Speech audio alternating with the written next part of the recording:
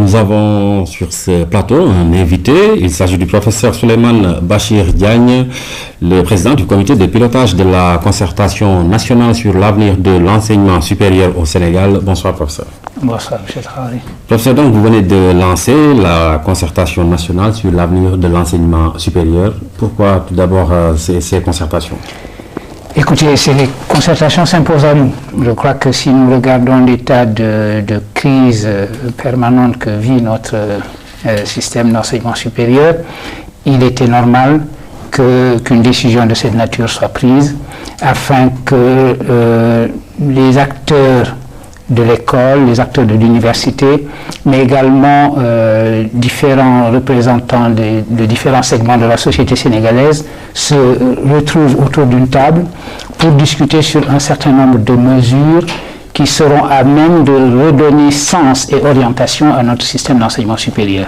Et quelles sont ces mesures dont vous allez discuter? Alors, ces mesures, nous les préparons pour l'instant. La concertation proprement dite aura lieu en mars. Plus précisément, les 21 et 22 mars, et peut-être le 23 mars également.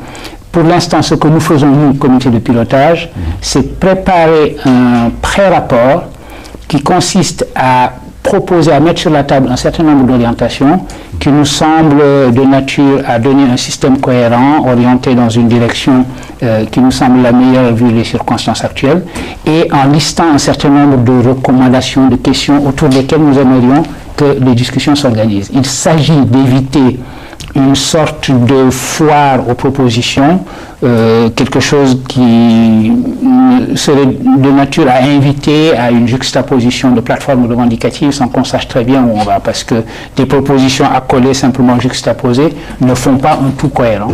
Il nous a semblé que pour avoir un tout cohérent, il fallait une bonne préparation de ces concertations, et c'est la raison pour laquelle nous avons travaillé d'arrache-pied depuis le 9 janvier pour commencer à mettre en place ce pré-rapport. D'accord, vous n'avez pas encore dégagé, disons, un plan de travail, on va dire, mais vous pensez peut-être à des axes majeurs, des choses qui font penser qu'avec, si on prend en compte ces données-là, les choses vont peut-être changer. Oui, nous avons une orientation majeure. Par exemple, notre système doit tout naturellement aller, comme la plupart des systèmes d'enseignement supérieur dans beaucoup de pays, qu'ils soient des pays développés ou des pays en voie de développement, vers ce qu'on appelle le secteur des STEM, les sciences, les techniques, les sciences de l'ingénieur et les mathématiques.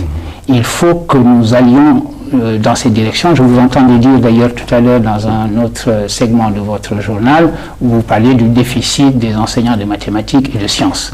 Il faut que nous renversions cette tendance-là. Les pays qui aujourd'hui se construisent, soit qui cherchent à garder leur suprématie comme les États-Unis, soit qui sont des pays émergents, se sont investis massivement dans le domaine des STEM, et nous ne sommes pas logés à une enseigne différente. Il faut que nous aussi, nous nous engageons dans cette voie-là. Voilà une grande orientation, par exemple, dont pourrait découler l'ensemble des recommandations que nous ferions. Il y a évidemment des aspects plus spécifiques de notre système dont il faut que nous tenions compte. Comme les problèmes de l'université. Et oui, comme les sempiternels problèmes de l'université. Est-ce que vous avez une idée là-dessus? Nous avons nos idées, nous voyons les problèmes massifs tels qu'ils sont.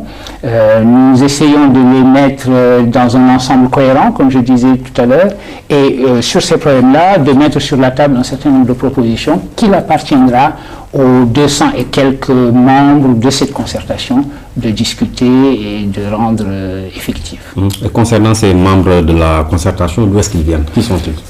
Ce sont les Sénégalais. C'est une idée très simple, l'idée qu'il faut que le Sénégal se réapproprie son système. Les acteurs de l'université sont très importants, mais l'université ne leur appartient pas. L'université appartient à la nation sénégalaise, et cette nation sénégalaise qui n'entend parler de l'université que lorsqu'il y a des crises, lorsqu'il y a une violence parfois totalement aberrante, voudrait qu'on lui dise « votre système d'enseignement supérieur est engagé dans une direction et va dans tel sens ».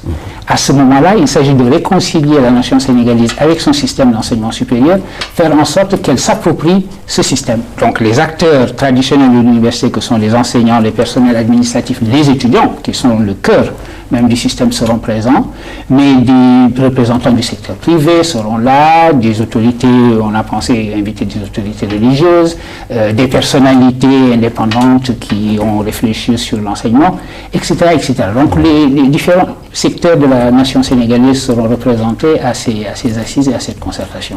On va dire donc une concertation très large, mais quels sont les résultats attendus à l'issue de ces concertations? Il faut que ce soit des résultats précis, que sur des points très importants, on puisse dire voici ce que nous proposons. Il faut qu'une orientation très nette du système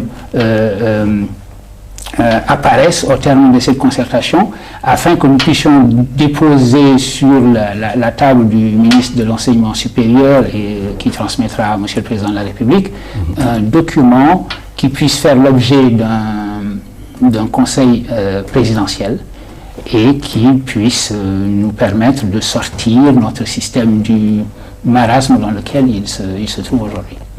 Vous parlez donc de l'avenir de l'enseignement supérieur au Sénégal et nous imaginons que l'objectif c'est d'approcher peut-être ce qui se fait dans les pays développés ailleurs. Absolument. Nous sommes un certain nombre d'acteurs. Vous savez, les universitaires sont très mobiles, donc la plupart des universitaires savent un petit peu ce qu'il en est des expériences universitaires ailleurs. Dans les pays développés, mais également sur notre continent.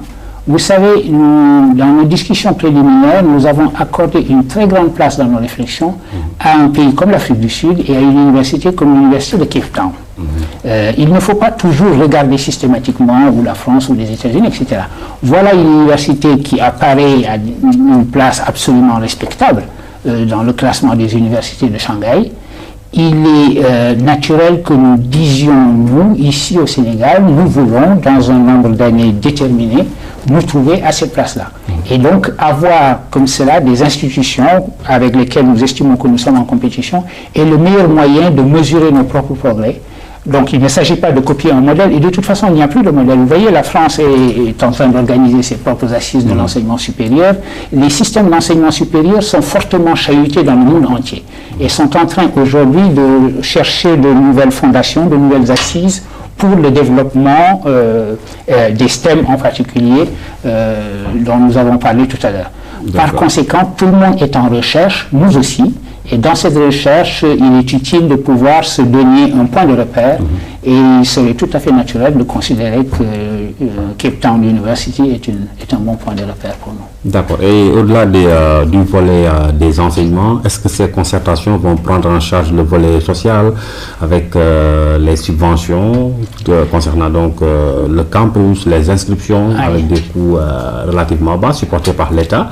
Est-ce que vous allez évoluer pour un petit peu atteindre, disons, ce qui se fait dans ces pays que vous avez cités? Absolument, c'est inévitable parce que si on réfléchit au financement de l'université, qui va être un axe majeur de la réflexion, on ne peut pas ne pas tenir compte de cet aspect des choses.